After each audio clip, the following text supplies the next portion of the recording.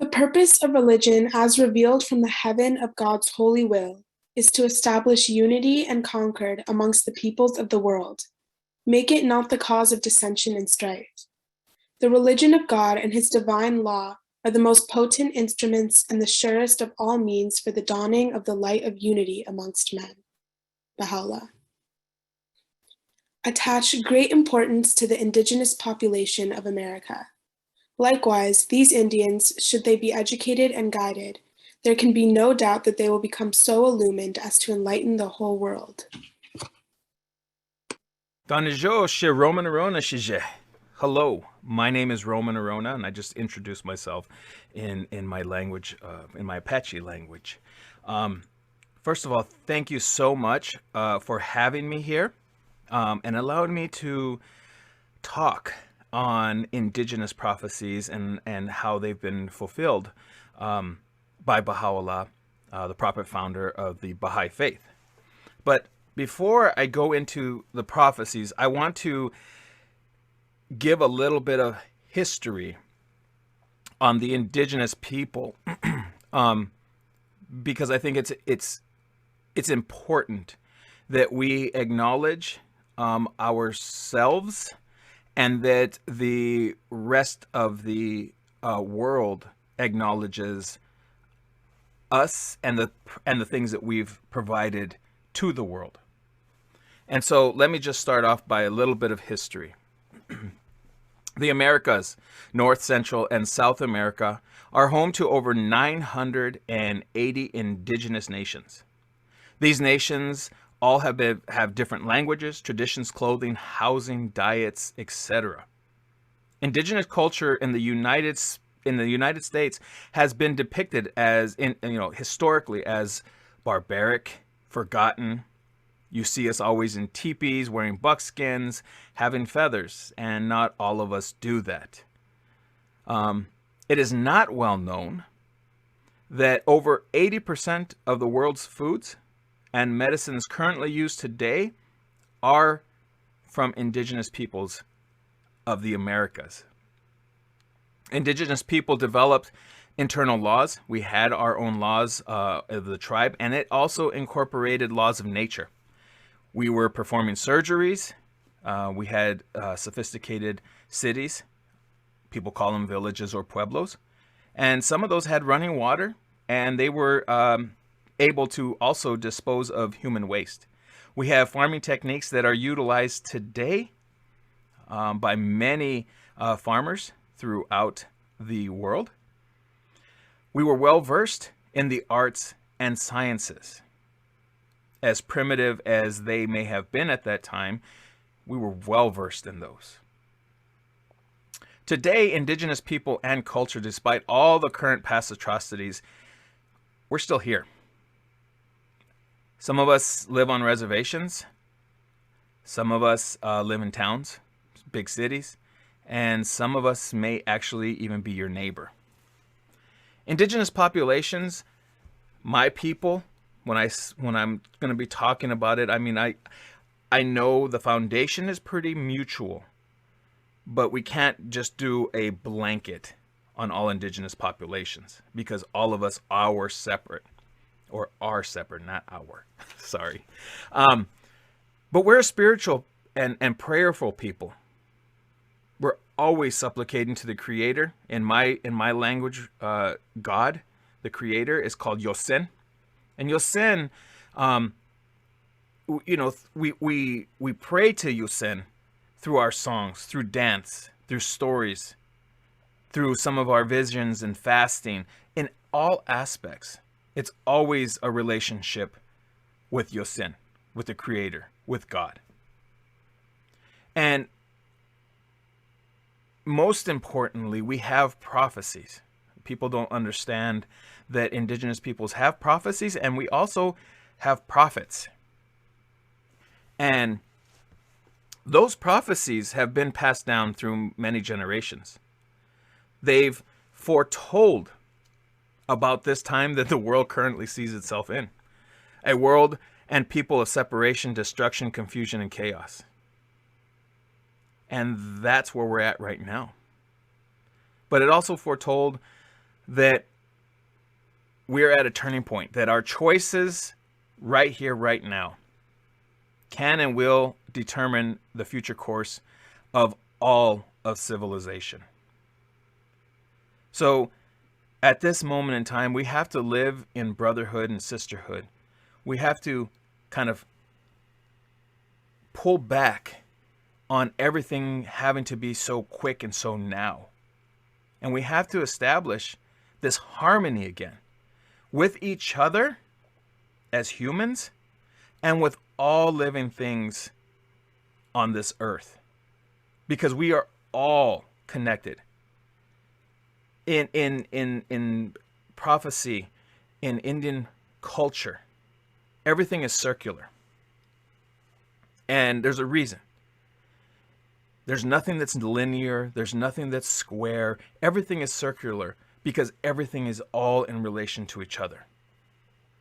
And so what I do on this part of the circle affects everything else. We have been told that there will be a time of purification. And we can expect this chaos and destruction in all the kingdoms of nature. And we're seeing it.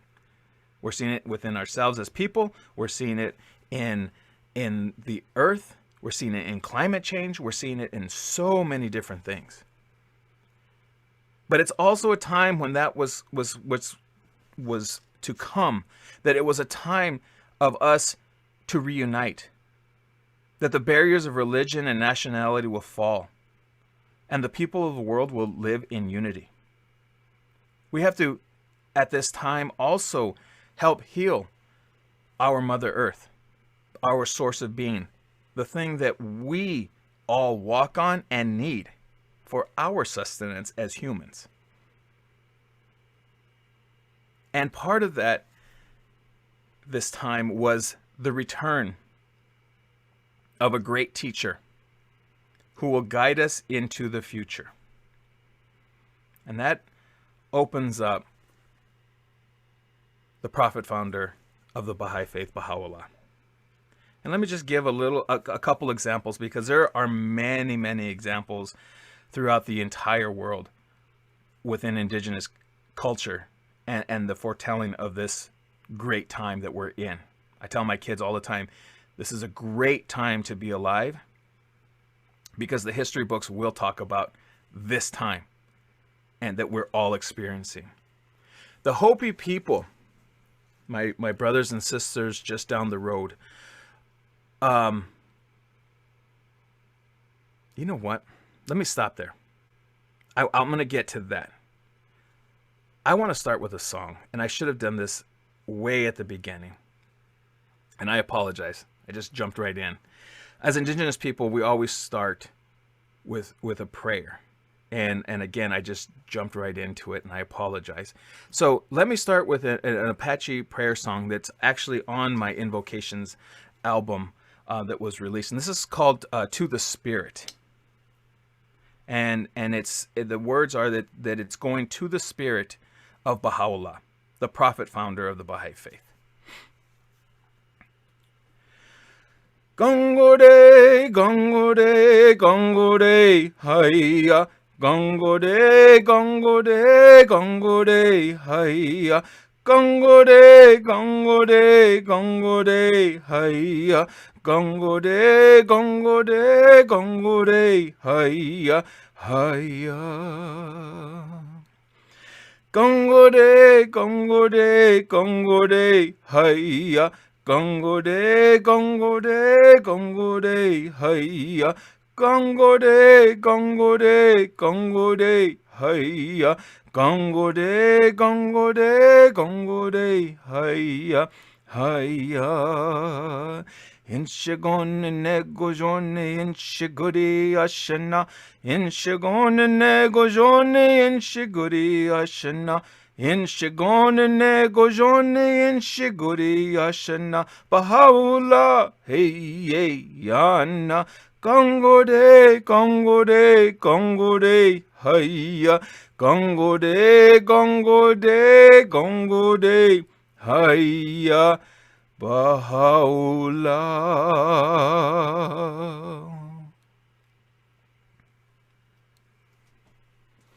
So again, that song is talking about going through the spirit of Bahá'u'lláh.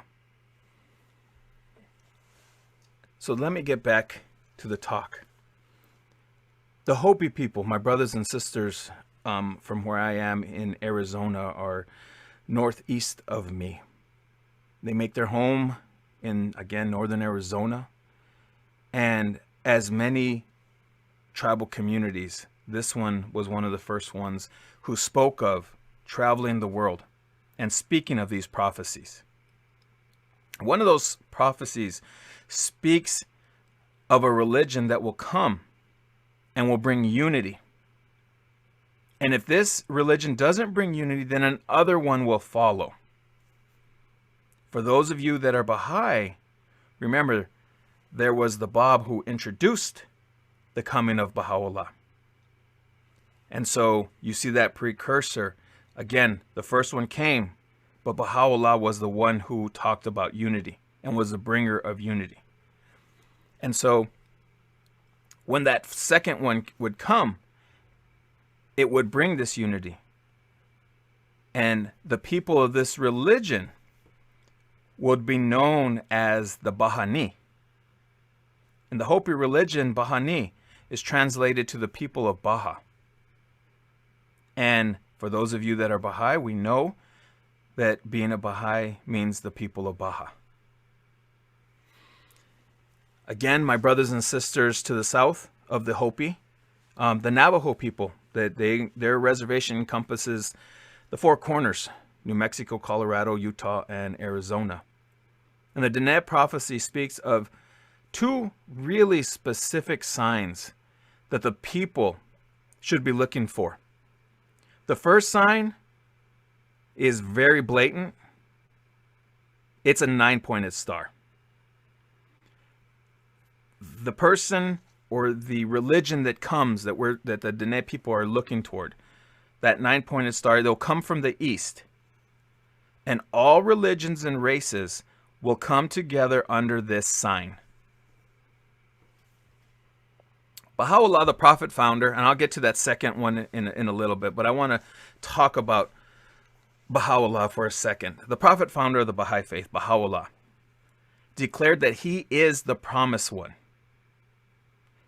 fulfilling all previous prophecies of God.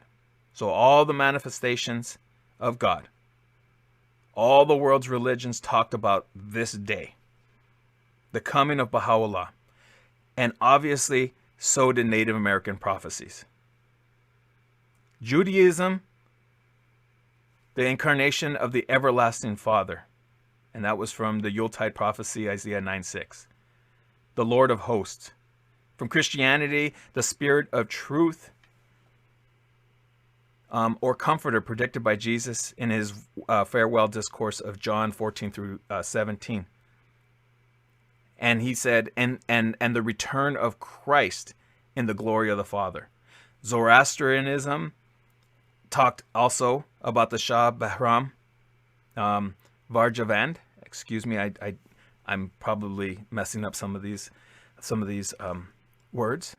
The Shiite Islam religion talked about the third Imam. Baha'u'lláh says, I am that. Imam Hussein for the Sunni, the return, of Jesus and from Babism, he who will make manifest. And it goes on and on. The universal Buddha from Buddhism. So now let me get back to that second part of the Diné prophecy. So that prophecy continues with the coming of two great chiefs from the east. Again, for those of you that are Baha'i, we've been taught the Bab and Bahá'u'lláh. For those that are not, those two great chiefs are, as I mentioned earlier, the Bab, who preceded and talked about the coming of Bahá'u'lláh. And it goes on to say that one of the great chiefs will wear symbolically a headdress with 12 feathers. The 12 feathers mean the great 12 principles that will be brought to mankind. And the beauty of speech will be spoken from and lead humanity from a holy mountain. That mountain to Baha'is is known as Mount Carmel.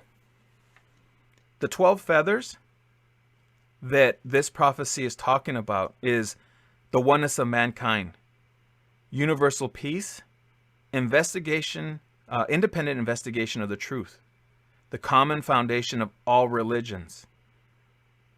Yes, the common foundation of all religions. Meaning all religions come from the same source. They're not, man is the only one who pits it against each other. Religion comes from the same source. It is us that changes it for us, to make it easier for us. The essential harmony of science and religion, equality of men and women, elimination of prejudice of all kinds, a universal compulsory education, spiritual solution to economic problems, an universal auxiliary language, progressive revelation, meaning each religion builds and talks about the previous. Kind of like going to kindergarten before you can go to first grade to second grade and third grade, and so on. That's what progressive revelation is. Again, one source, all the religions are guiding man through its maturity where we're at right now. And the last one was the establishment of the Universal House of Justice, and it's an international tribunal. So we can continue to go on. Black Elk talked about when he was going through this when they were plagued by famine and sickness and war, that there's people would lose heart and the sacred hoop of his nation would be broken. He saw a vision of his nation being united after 7 generations and becoming part of this greater circle of humanity. He then saw the daybreak star rising in the east and heard a voice.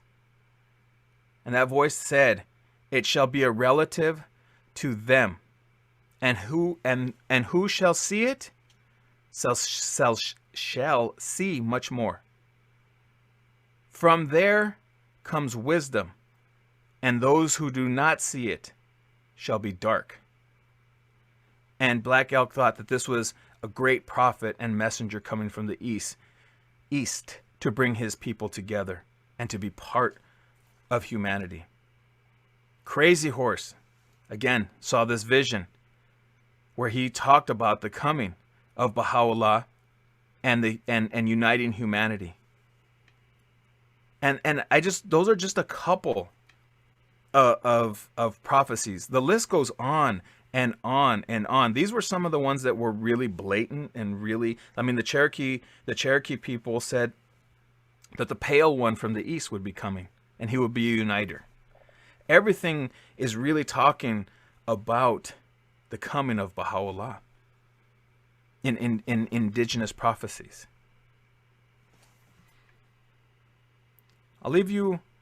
There was a quote that was read earlier about attaching great importance to the indigenous populations of America, that we will enlighten the whole world. And for me, that's what I use as my guiding light, my road. Everything that I'm doing in my life right now is to try to enlighten the whole world. And so there's, again, many prophecies within the Baha'i community that talks about us as those enlighteners and those bringers of peace and messages. And I think there's a real true meaning and reason for that is because indigenous people are grounded and understand the importance of prayer, of prayer and communicating with the Creator. And we understand that in order for all of us to live together, there has to be unity. There has to be. I'll read one last quote and then I'll turn it over to Bayan, who's going to play a video. And this video, I'll talk about that in a minute. This was from a letter written on behalf of Shoghi Effendi. And it says, if the light of divine guidance enters properly into the lives of the Indians, it will be found that they will arise with a great power and will become an example of spirituality and culture to all people. There's another one that I was just thinking of right now as I was reading that I want to read as well. And it says, and this is in the tablets of the divine plan, the master. And when he talks about the master, we're talking about, give me 1 second, my computer's acting up, sorry. And when we're talking about the master, we're talking about Abdu'l-Baha, who is the son of the prophet founder Bahá'u'lláh. See, Bahá'u'lláh brought the message to the people, but he appointed Abdu'l-Baha to carry out so that the people don't go astray and the religion doesn't have multiple sects and it gets away. So Abdu'l-Baha was the one who was appointed to continue to develop what Bahá'u'lláh had been brought to the world. And then the master then appointed his grandson Shoghi Effendi to continue to establish the Baha'i faith in the world. And the master, he's talking about Abdu'l-Baha. So in the tablets of the divine plan, the master pays the utmost attention to this most important matter. He states that if the power of the Holy Spirit today properly enters into the minds and hearts of the natives of the great American continents, that they will become great standard bearers of the faith. Pretty powerful things that my people have been asked to do. And we're doing it. We're seeing it. You know, a lot of things have, you know, we've lost some of our visions as well in getting colonized and all of these things.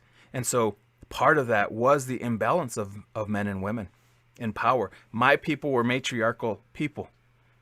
We were a matriarchal society, meaning the women were the ones who made the decisions, and the men were the spokespeople for those decisions.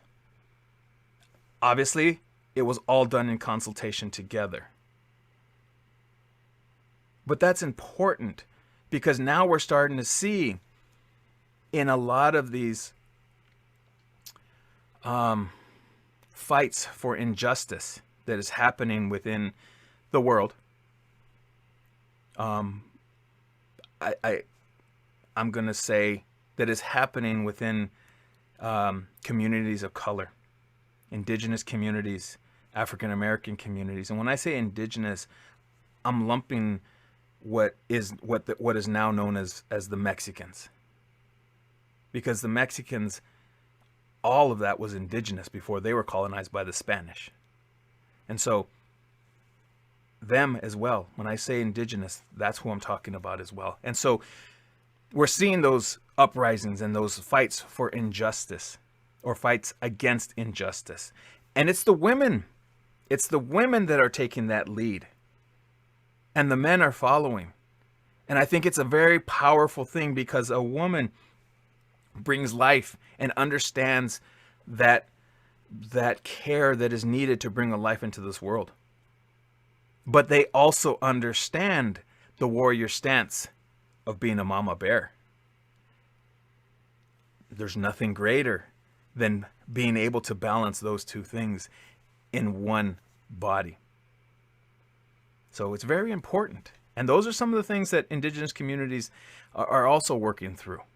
So it's not just the greater society working through. We're all working through it together. I want to go ahead and play a video. Actually, I'm not going to play it. Bayan is, and I appreciate that, Bayan. He's going to play the video for me. And this video is actually a stage performance. And the stage performance was a performance that I wrote long time ago, back when I was young. And I got to perform it several times. And now that I'm older, I'm like, maybe I'll take a step back and get the next generation to go in and start performing these things.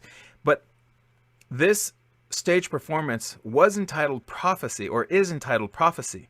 And when we're talking about prophecy, it was the combination of indigenous prophecy and the prophecy of the Baha'i Faith, or the message of the Baha'i Faith that brought. And those two things interwoven into this stage performance, where they go hand in hand. There is no difference. And myself as an indigenous Baha'i, I see those words of Abdu'l-Baha where he's talking about that they will enlighten not only ourselves, but we can enlighten, in turn, enlighten the whole world. Because being a Baha'i has also allowed me to understand my culture and my prophecies clearer, and has elevated myself and my belief as an indigenous person to go back to community and unity and whole, and being whole again and being healed again. And so here's that video.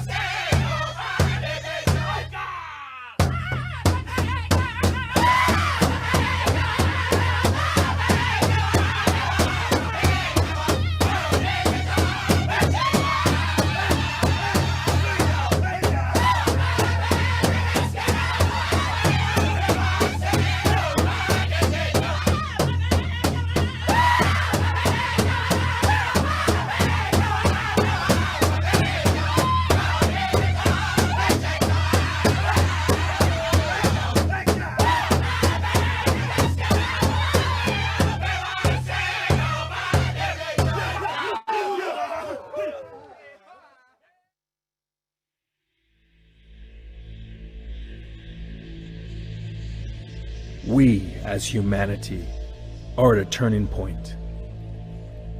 That its choices today will determine the future course of civilization. Our prophecies have instructed us to travel out into the world and speak of the dangers we face. Our ancestral voices are important for us to hear, because they speak from the hearts, to remain true, to live in the way of unity and diversity, establishing harmony with one another and with all living things. Soon the whole world, as in springtime, will change its garb. The turning and falling of the autumn leaves is past. The bleakness of the wintertime is over. The new year hath appeared, and the spiritual springtime is at hand. The black earth is becoming a verdant garden. The deserts and mountains are teeming with red flowers. From the borders of the wilderness, the tall grasses are standing like advance guards, while the birds are singing among the rose branches like angels in the highest heavens, announcing the glad tidings of the approach of that spiritual spring. And the sweet music of their voices is causing the real essence of all things to move and quiver. Let us shed our thoughts of old. Let us reinvigorate ourselves. Let us forgive. Let us become this greater humanity foretold to us. Let us dance together as one under the branches of the tree. That, then again, will the tree of humanity blossom and bring forth the fruit of righteousness for the healing of all.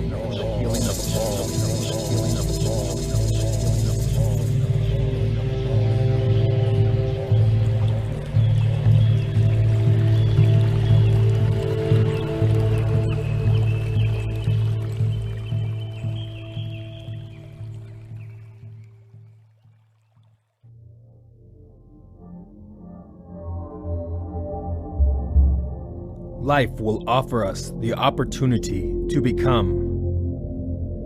The road is narrow, the journey lifelong. Know through your journey you're never alone. Through the dark, up the steep mountains, and through the dense forest. Your face of fear, happiness, sadness, and victory will be seen. No one but you can take this journey deep within. On this journey, you may want to abandon. Fear not what is seen, the path goes on. We have been given the ability to discern, the mental capacity to investigate the truths, the heart to follow, and the strength to endure. As we stay the course, the sun will break through the dark clouds. The birds will sing their sweet melodies. The true you will have been found. You have now encountered a true change within. This journey has delivered the blow. The spiritual warrior has been discovered from deep below. Stand in your spiritual warrior that the Creator has given you for your soul.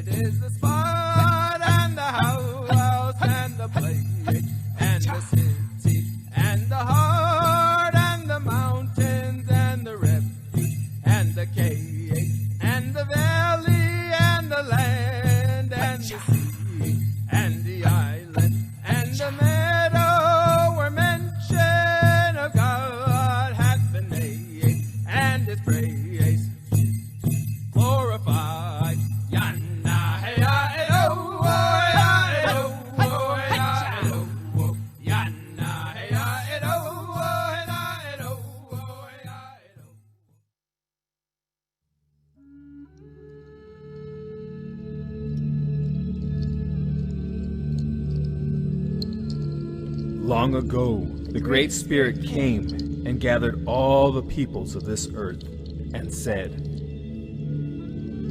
I'm going to send you to four directions, and over time, I'm going to change you to four colors. But I'm going to give you some teachings that you will call these the original teachings. And when you come back together with each other, you will share these so that you can live and have peace on earth, and a great civilization will come about.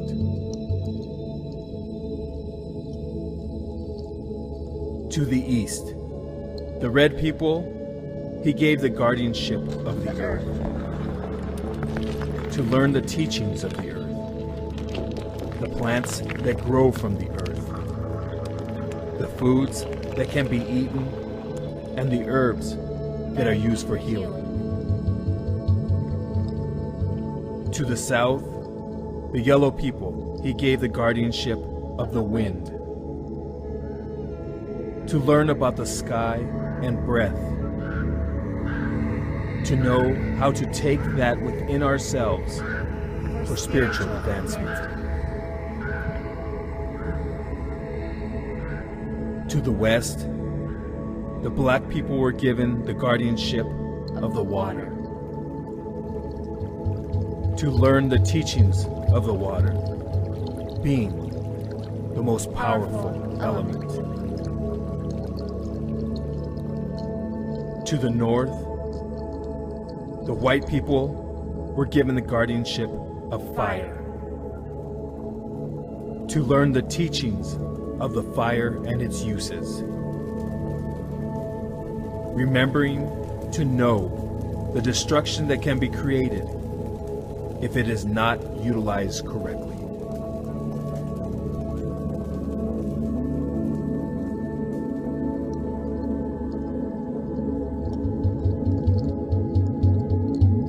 Have we, as humanity, lost sight of our responsibilities? Have we given up on creating true peace on earth and building this great civilization that has been foretold? Why do we sit idle and wait for others to do something?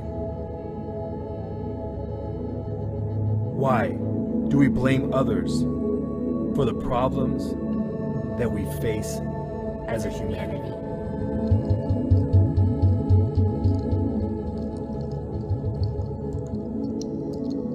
Fulfilling the prophecies of peace on earth and the building of this great civilization are not only possible, but inevitable.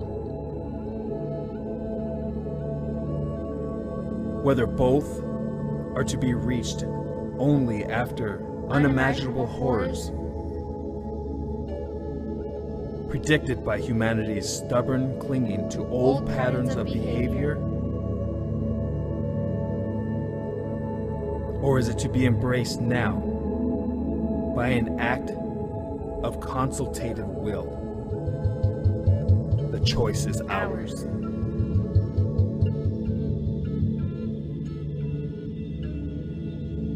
It has been promised that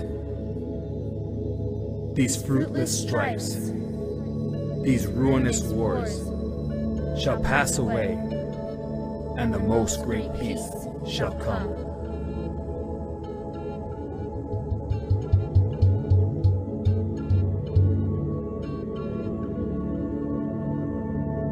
The time is now to act upon this. The earth is but one country, and mankind its citizens.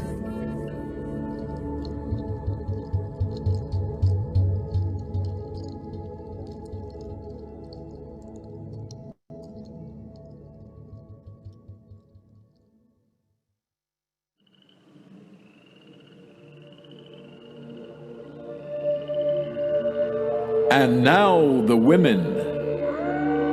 The mountains and the hills proclaim it, as it echoes through their valleys in a resounding assertion.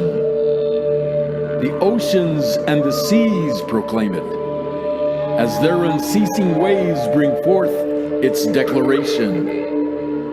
The rivers and the streams proclaim it, as their currents channel forth its testimony.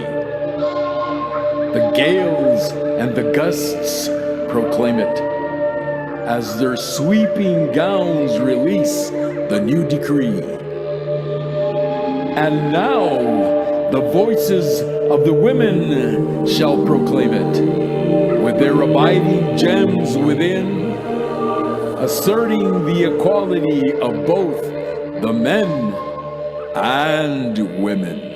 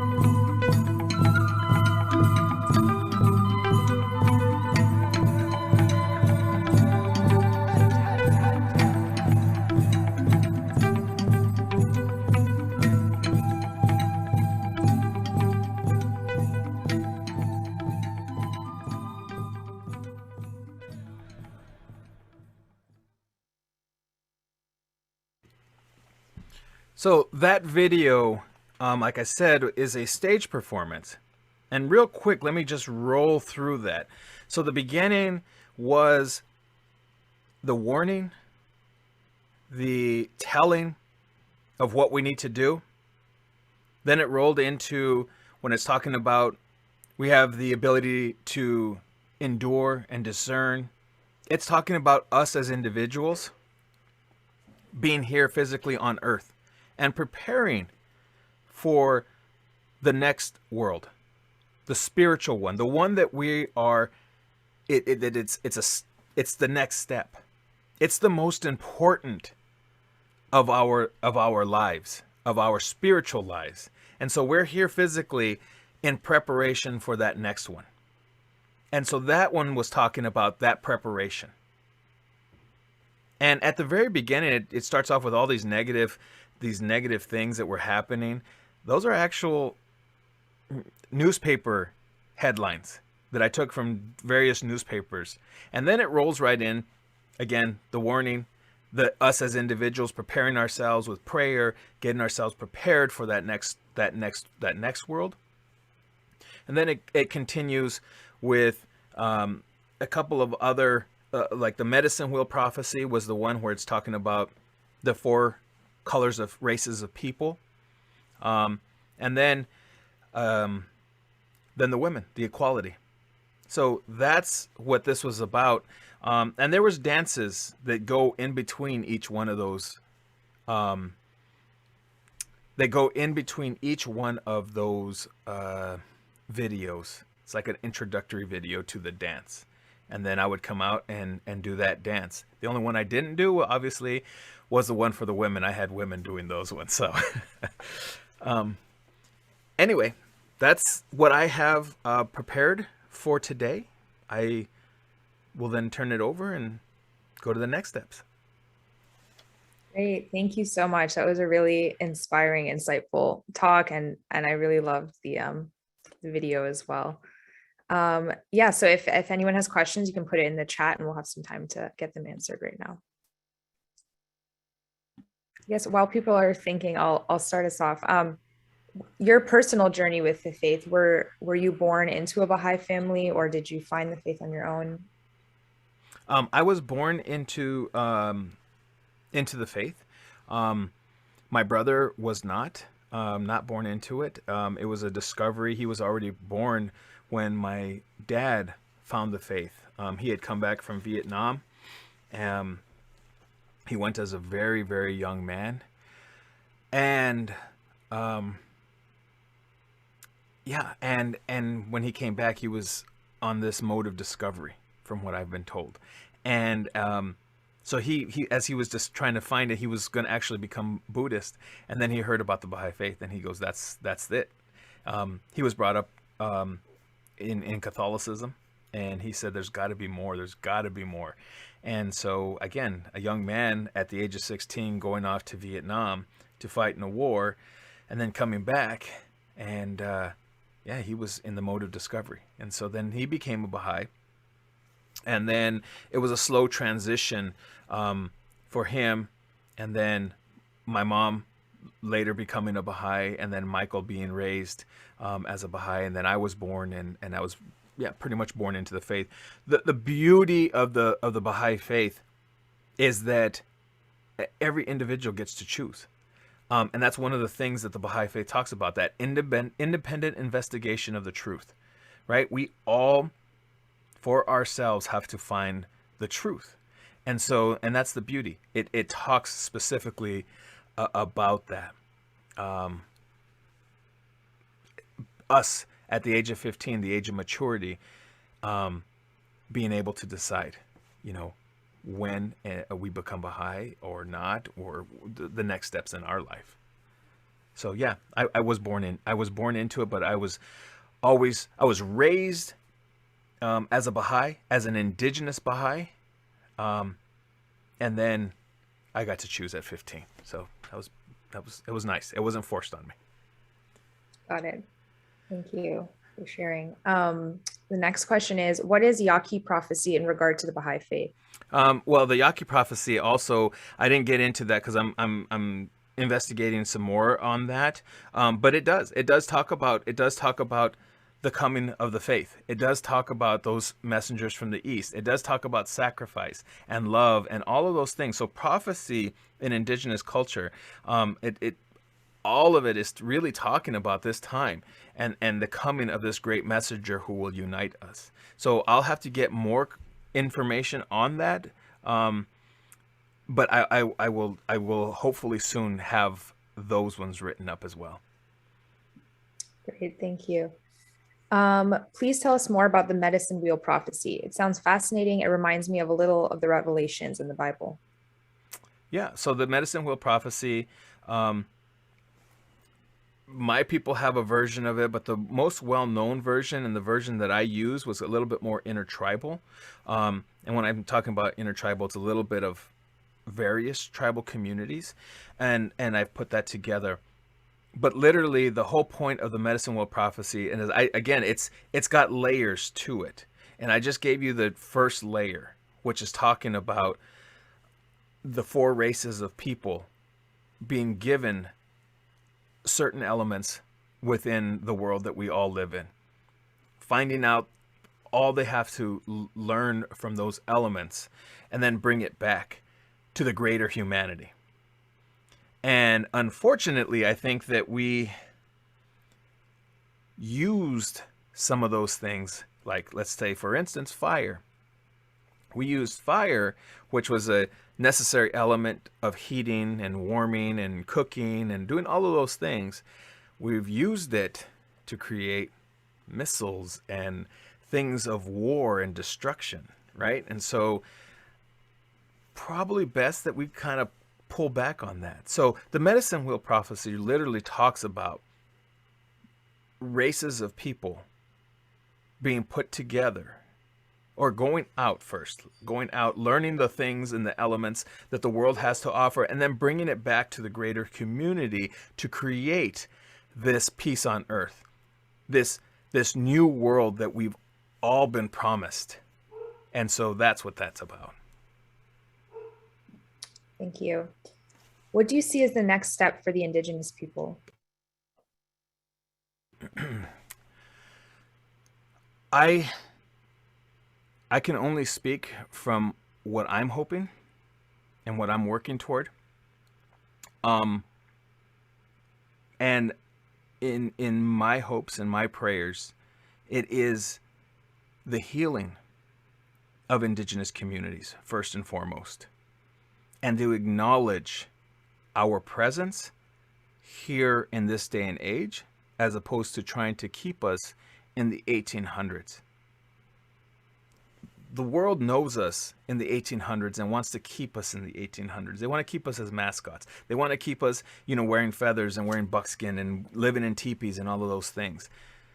We're here today in this day and age, and we still have a message, and we still can teach the greater humanity a lot about prophecy and prayer and living holistically together as one, and going back to being a community where we don't take just for the sake of taking, but we take what is necessary for sustenance, like for food, but we're not pillaging and destroying the earth in which we live for money. Because as Indigenous people, if you gave us land for us to take care of, or let's just tone it back, if you gave us an eagle feather and you gave us $1 billion, the eagle feather is the thing that we're going to cherish the most and hold sacred to us. Because we know that the $1 billion can be gone in a flash. And the feather, or the land, or the water, it holds value because it provides something for us. Not that we don't need money, because we do. But that can't be the focus of us as people. We have to think of family. We have to think of our family, blood and non-blood. And how does that relationship with Mother Nature and the animals and everything else around us? We used to be able to drink out of streams. We can't even do that anymore without potentially getting sick. That's not okay. So those are just some of the things that I'm hoping, is that people will recognize us as still teachers for this day and age right now, that we still have something to give. Thank you. How widely known are these prophecies among the native peoples? Among native peoples? Very well known. Very well known. I say that with complete confidence, and then I start thinking, maybe not so much. So elders, the medicine people, the people of prayer, very well known. Here's kind of the problems. Because of colonization, we as Indigenous people, and especially our young generation, have felt that they are not worthy. They're being taught in schools things that have no worth to us as Indigenous people. Yeah, we need to learn math and learn how to read and arithmetic and things like that. But where are the things that talk about worth to us as Indigenous people, but to us as humans?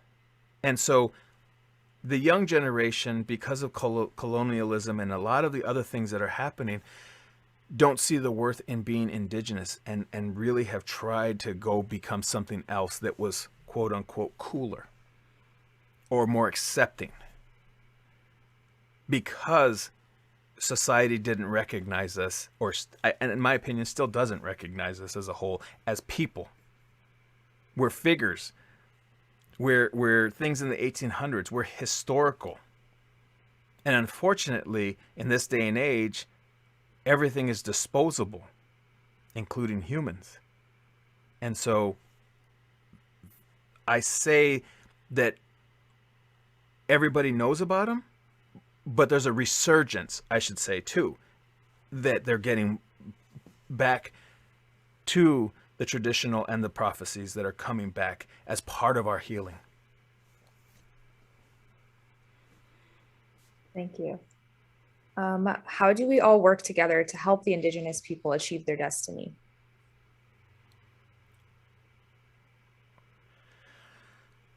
This is a hard one. And I don't mean this, I mean this with complete love. What we need to do to allow us to reach our full potential is to allow Indigenous people to speak to Indigenous people. We need to have people stop telling us what is good for us as Indigenous people. I think that's first and foremost. For the longest time, we've always been told what is best for us. When we got put on reservations, we were told, this is the best thing for you, right? We were told that the government's going to take care of you.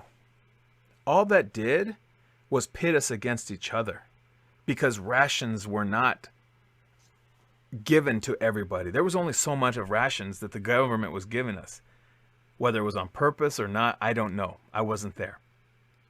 But so it pitted us against each other. If you didn't get up early and get in line to get the rations, well, then you weren't eating. Because our reservations were put on the worst possible land ever. They didn't grow anything. There were deserts. San Carlos is known to us as 40-acre hell. Because that's what it is. There was nothing there. And when something was found on these reservations, then it was like, oh yeah, we made a mistake. You guys are actually going over here because we found something that is vital to us as non-Indigenous people. So that's my thing. Allow us to heal, accept us as humans, and start accepting Indigenous people as humans and not in the 1800s, and allow us to come and perform with our regular clothes. Like, it's okay. You don't need us to be in traditional garb and all the time. So, allow us to speak for ourselves Don't speak for us. You can open doors and allow us to go in, but don't speak for us. Allow us to speak for ourselves, but you can help by jumping in and getting into the trenches with us. Again, we need all the help that we can get, but you can't be our spokesperson and you can't lead the charge. But if you're going to sit on the sidelines and just be like, yeah, I'm rooting you on, please stay to the side. If you're willing to get down and dirty with us, then come join and be part of our family of this new evolution of Indigenous peoples. Thank you. One question is, do you know of any Indigenous communities in the Bay Area and California that we can interact with? Yes, I do. I do know quite a bit throughout California and that Bay Area. Let me give you a word of caution.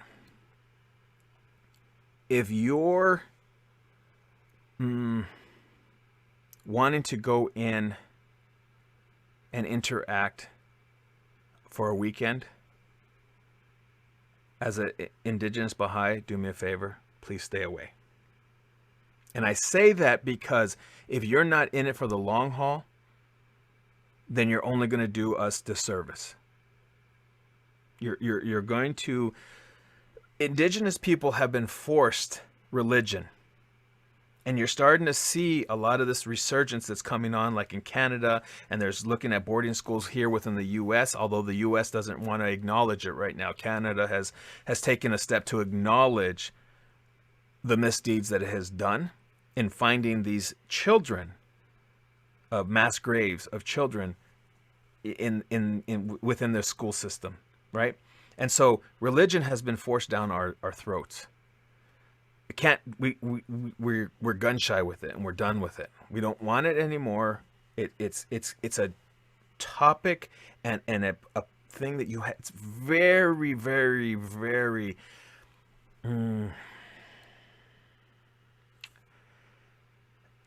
It's going to take time.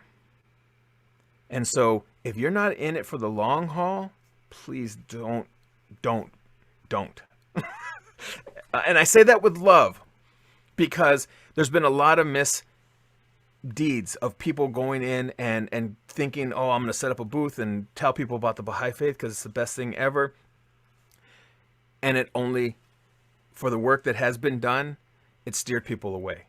So if you're in it for the long haul and you want to be part of it, then I would say, okay, let's conduct and let's discuss what that's going to look like.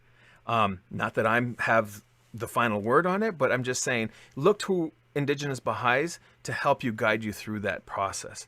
Otherwise, it could go awry real quick. So I take very, very seriously, be cautious. And if you're not armored up and ready to be there for the long haul, and what I mean by armored up is not getting your feelings hurt so easily or being told no or get out of here or those types of things, but you show up even though you're told those things and want to be part of the community, then that's a different story. And we can discuss that. Great. It's a good point. Thank you.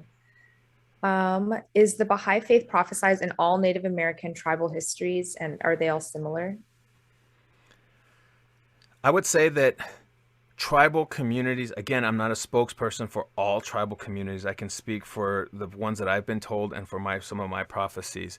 But from what I've been told is that all indigenous communities, let me back up.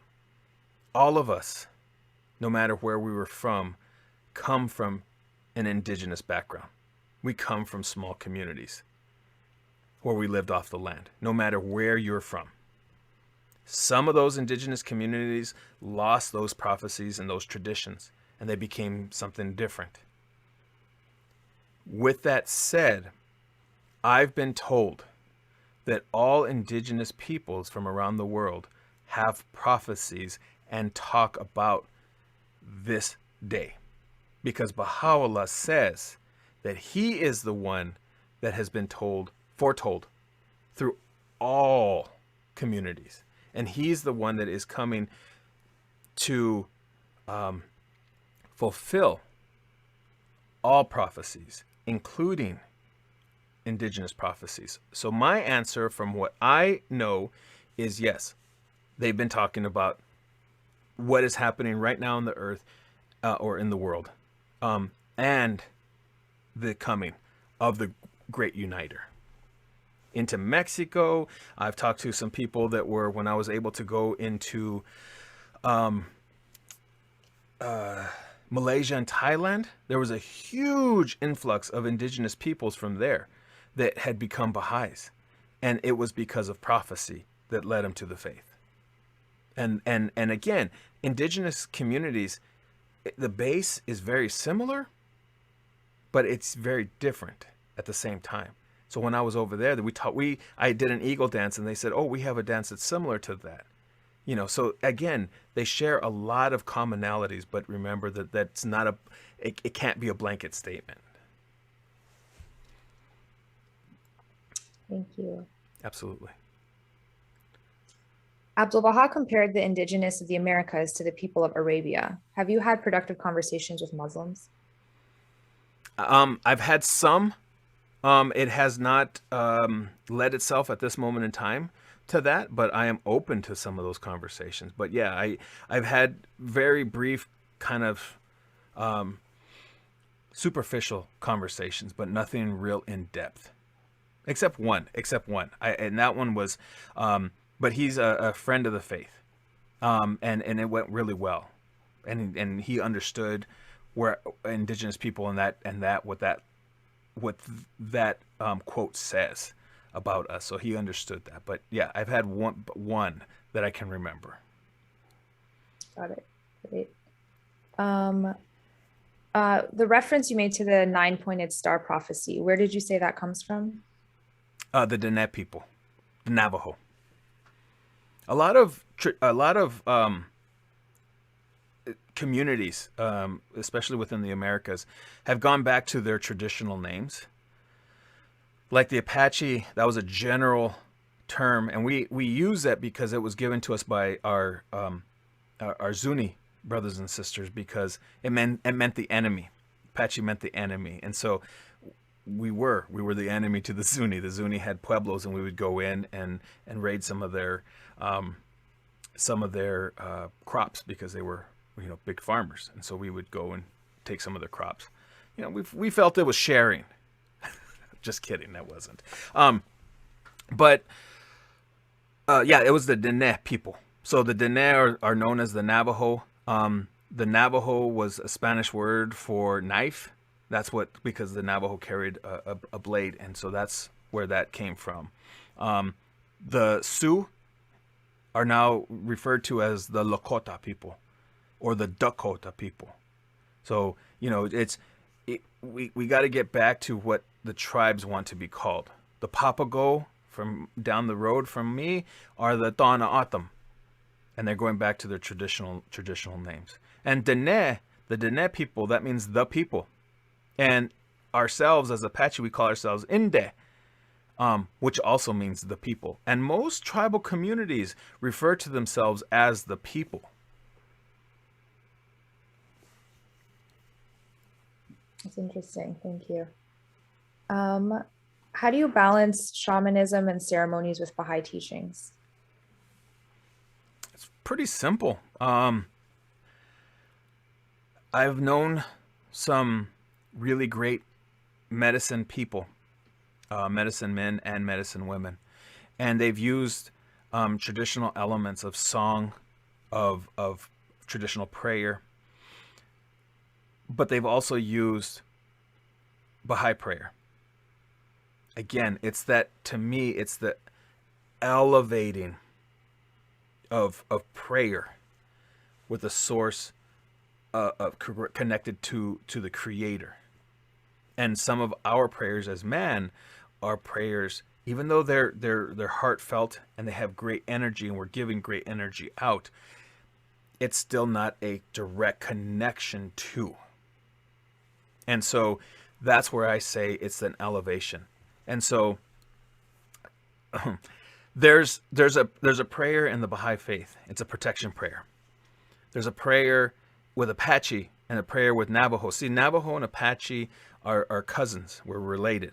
And so there's a prayer that says, you know, let there be good in front of us, let there be good behind us, to the right, to the left, all around. And in the Baha'i faith, that prayer was revealed by the Bab, again, the predecessor, announcing the Bahá'u'lláh. And it talks about protection in front of us, behind us, above our heads, to the right, to the left. So again, you're seeing those similarities of Baha'i prophecy and Baha'i prayer. And for me, the true communities all used prayer. I don't know why I said true. It just came out. I didn't mean true. The communities, indigenous communities, all use prayer, through song, with healing, with the drums, the all of those things. There is this kind of this newer wave that has come recently, when we had to get onto reservations, where we couldn't practice our religions anymore. We couldn't practice song. We couldn't practice the hunts. We couldn't practice any of those things. And so there were, you know, some of these things were taken and hidden. And when they were brought back out, we were allowed to, because they were hidden and we were performed when no one was watching. And part of that was this development of other avenues of prayer, or being able to talk to the Creator. And then that included some other elements that are not traditional to us as people here. And I'm talking about some of the hallucinogenics that are now used. And they are medicinal. Don't get me wrong. These are medicinal herbs used for surgeries, used as part of healing. But they weren't from here. They were down south of us. And so it's those people, since I'm not that, those people have to figure out, as Baha'is, how that works for them. My people didn't use those things. You know, my people, we used I keep going blank. I apologize. It's been a long week. But our people use corn pollens. We use pollens as part of it. Some people use tobacco. Some tribes use tobacco. You know, everything that we do, it's a giving, right? If I go to take an animal, I do it with prayer. So when I go to take down a tree, I do it with prayer, and I give something back. So it's not just I take and I walk away. I have to acknowledge that spirit and that energy within the tree. Or when I'm digging Mother Earth up, there's energy, right? All things are created by the Creator, by God, with energy. And us as humans, we're energetic people.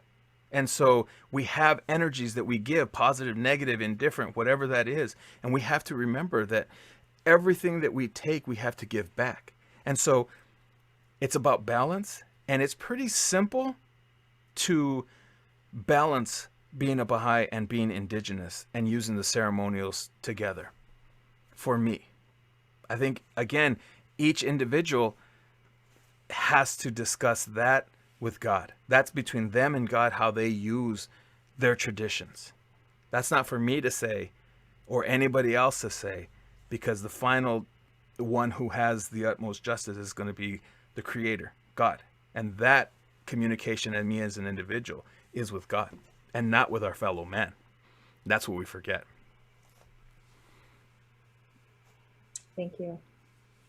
For those that sincerely want to be in it for the long haul, with a deep sense of sorrow for how Indigenous people have been treated, with deep respect for their cultures and beliefs, what do you feel would be a starting point to reach out, help, and get involved, just as fellow humans, not with any agenda?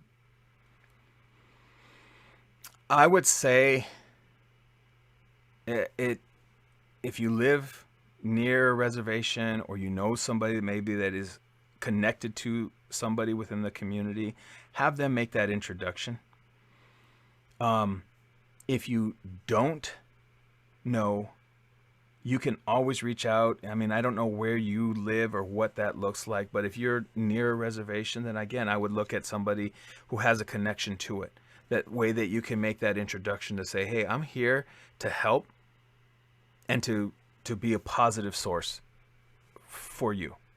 If you're not near a reservation, then you should look at maybe some of the Indian centers. I know Phoenix has one. I know Tucson has one. I know most big cities have some sort of Indian center or other nonprofits that you can be part of and help be part of that community. And again, that's for you to decide how that looks. With a non-agenda, that is better, because you're coming in to ultimately serve for the love of serving and helping to enlighten, which is way different than what a lot of individuals do. And so that's what I would suggest. Go in, what can I do? If they turn you and they look at you and say you can clean restrooms, then you better be prepared to clean restrooms. Go rake the leaves outside, I'm down. Those are the things that you have to be willing to start from the bottom in order to work your way to the top. And I don't mean that it's not a hierarchy. That's not what I'm trying to say. It's just, I'm just trying to help you understand that you can't just jump in, at the where all the decisions are being made. You have to earn the trust in steps to be able to be a source of inspiration or vocalization of certain things, or to give your opinions or your ideas. So just make sure you're in it for the long haul. Okay, well, thank you so much again.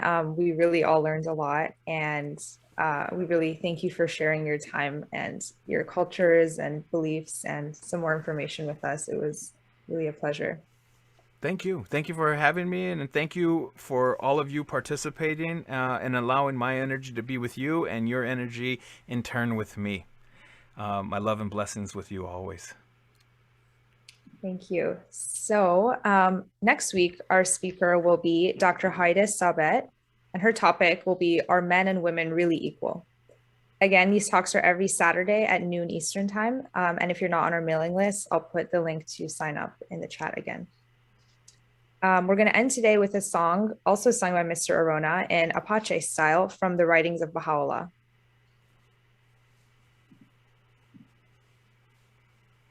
Yanna heya edo, heya edo, heya edo.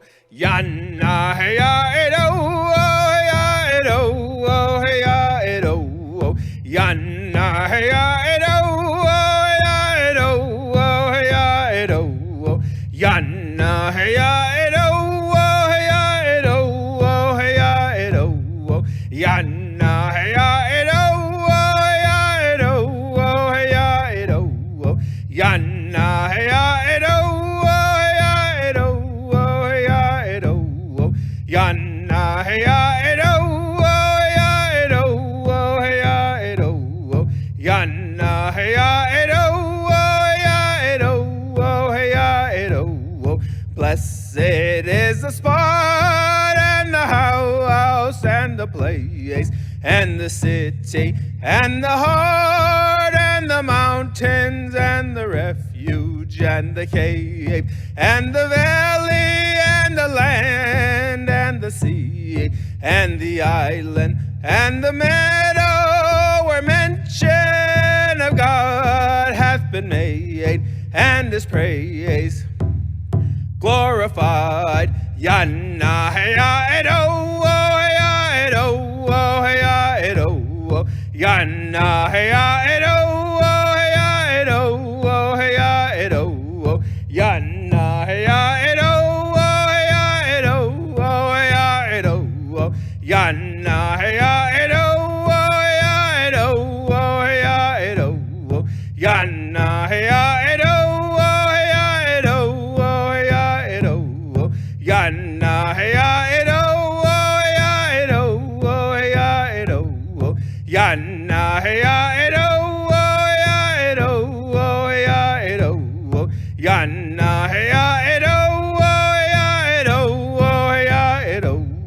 Blessed is the spot and the house and the place and the city and the heart and and the mountains and the refuge and the cave and the valley and the land and the sea and the island and the meadow where mention of God hath been made, and his praise glorified. Yanna heya edo, heya edo, heya edo. Yanna heya edo, heya edo, heya edo. Yanna heya edo, heya edo, heya edo. Yanna heya edo, heya edo, heya edo. Yanna heya edo, heya edo, heya edo. Yanna heya edo, heya edo, heya edo. Yanna heya edo, heya edo, heya edo. Yanna heya edo, heya edo, heya edo.